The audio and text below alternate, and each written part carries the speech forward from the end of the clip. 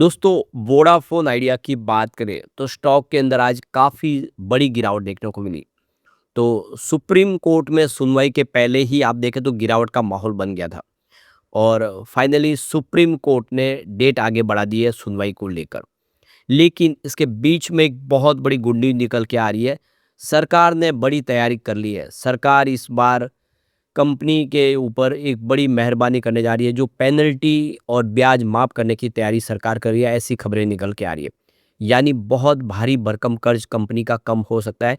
हो सकता है कि एक मुश्त रकम चुकाने का कोई ऑप्शन दिया जाए या फिर कोई और रास्ता भी तलाशा जाए। लेकिन जो भी है, तैयारी बड़ी है। सरकार वोडाफ़ोन आइडिया को किसी भी हालत में डूबने नहीं देना चाहती, क्योंकि इतने भारी भरकम कर्ज के साथ वोडाफ़ोन आइडिया सर्वाइव नहीं कर सकती। ऐसे में क्या संभावना बन रही है, पूरी अपडेट क्या है, उसको अच्छे से समझेंगे और जानने की कोशिश करेंगे। क्या वोडाफ़ोन आइडिया में आने वाला जो समय बेहतर होगा या फिर यहाँ से हालत और ख़राब होने वाली है। लेकिन फ्रेंड्स, उससे पहले अगर आप पहली बार हमारे चैनल पे आए तो चैनल को सब्सक्राइब कर दीजिए। एक बेल आइकॉन दबा दीजिए ताकि जब भी नया वीडियो बने, पहला नोटिफिकेशन आपको मिले। वीडियो पसंद आए तो लाइक से ज़रूर कीजिए। चलो फ्रेंड्स, वीडियो स्टार्ट करते हैं। मैं हूँ आपका दोस्त एस बी दवे और हमारे अपने चैनल ऑनलाइन कमाई में आपका बहुत बहुत स्वागत है। तो सबसे पहले वोडाफोन आइडिया लिमिटेड की बात करें तो 8.47 पर क्लोजिंग किया, जहाँ पे 3.97% की गिरावट देखने को मिली। इंट्राडे में गिरावट लगभग 5% तक चली गई थी और सुबह शुरुआत से ही आप देखें कमजोरी देखने को मिल रही थी। सुप्रीम कोर्ट में सुनवाई के पहले ही गिरावट का माहौल बन गया था।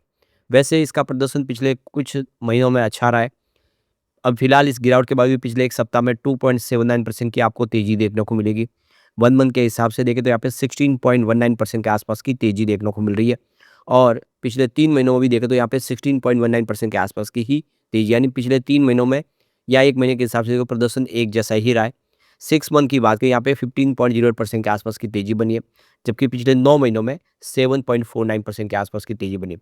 ओवरऑल प्रदर्शन देखें तो पॉजिटिव रहा है, लेकिन लॉन्ग टर्म में इसमें नुकसान काफ़ी ज़्यादा हुआ है।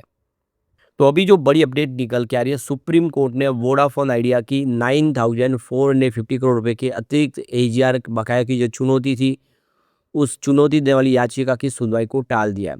सुनवाई टालने की खबरों से शेयर में हल्की सी रिकवरी भी देखने को मिली। अब जो अगली सुनवाई है वो 13 अक्टूबर को होगी। तो मंडे को आज वोडाफोन आइडिया की सुनवाई थी और सुप्रीम कोर्ट में इसकी सुनवाई को आगे टाल दिया गया है, जिसमें कंपनी ने डीओटी द्वारा मांगे गए 6,450 करोड़ रुपए के अतिरिक्त एजीआर की बकाया को कोर्ट में चुनौती दी है। कोर्ट की सुनवाई टलने से पहले कंपनी के शेयरों में 5% की गिरावट आ गई थी, लेकिन जैसे ही खबर आई कि सुनवाई टाल दी गई है, थोड़ी सी रिकवरी देखने को मिली। 2% की इसमें रिकवरी आई और 8.49 के आसपास स्टॉक आ गया। तो अब जो अगली सुनवाई है वो 13 अक्टूबर को होगी। वोडाफोन आइडिया की ओर से वरिष्ठ वकील मुकुल रोहतगी ने पक्ष रखा, जबकि केंद्र सरकार की ओर से सॉलिसिटर जनरल तुषार मेहता ने अपनी दलीलें पेश की।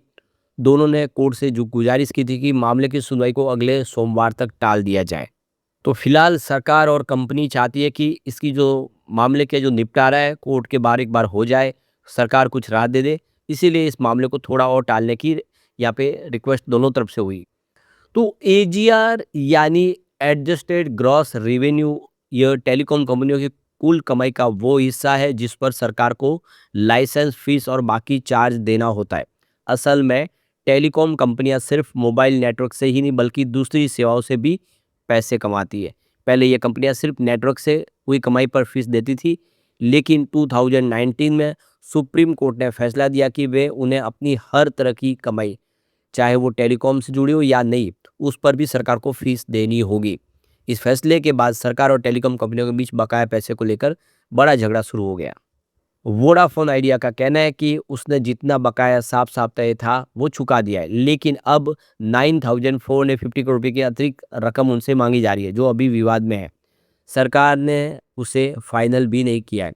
कंपनी ने सुप्रीम कोर्ट में अपील की है कि जब तक असली बकाया तय नहीं हो जाता, तब तक उसे डिफ़ॉल्टर यानी चूक करने वाला न माना जाए और उस पर कोई जुर्माना भी न लगाया जाए।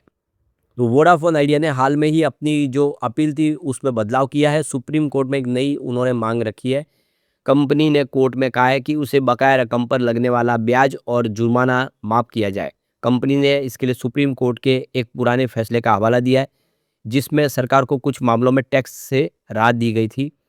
वोडाफोन आइडिया का तर्क है कि अगर सरकार को ऐसी राहत मिल सकती है तो कंपनियों को भी मिलनी चाहिए। इसके अलावा वोडाफोन आइडिया ने यह भी कहा है कि सरकार और कंपनी दोनों ही मान चुके हैं कि बकाया रकम के आंकड़े अभी पूरी तरह से मिलाए और जांचे नहीं गए। ऐसे में जब तक सटीक रकम तय नहीं हो जाती, उसे जुर्माना और ब्याज के बोझ तले दबाना ठीक नहीं है। कंपनी का साफ कहना है कि जब तक पूरा हिसाब किताब साफ नहीं होता, तब तक हमें डिफ़ॉल्टर न माना जाए और सख्त कार्रवाई से हमें बचाया जाए। सरकार की तरफ से सॉलिसिटर जनरल तुषार मेहता ने सुप्रीम कोर्ट में कहा है कि अब सरकार खुद वोडाफोन आइडिया में हिस्सेदार है, इसलिए ये मामला सिर्फ एक कंपनी का नहीं बल्कि करोड़ों ग्राहकों और हजारों कर्मचारियों से जुड़ा है। उन्होंने कोर्ट से अपील की कि इस मामले की सुनवाई जल्द होनी चाहिए ताकि जल्दी समाधान निकल सके और किसी को नुकसान न हो। सरकार ने माना है कि इस विवाद की वजह से वोडाफोन आइडिया पर भारी आर्थिक दबाव है। कंपनी ने बताया कि उस पर कुल 83,400 करोड़ रुपए का बकाया है और हर साल उसे लगभग 18,000 करोड़ रुपए चुकाने पड़ते हैं। यह रकम चुकाना कंपनी के लिए बहुत ज़्यादा मुश्किल हो गया है।